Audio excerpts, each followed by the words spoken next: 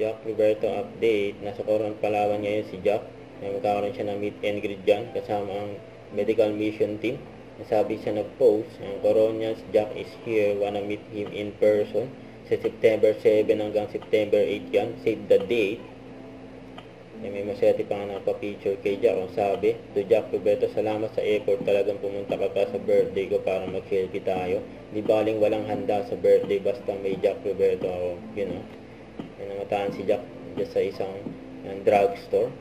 Mukhang magbablog pa nga si Jack. May hawak siyang Insta360 camera dyan sa Coron, Palawan.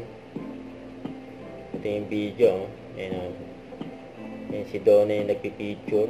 Yung photographer ni Jack. Ayan, habang nagpo-posing si Jack.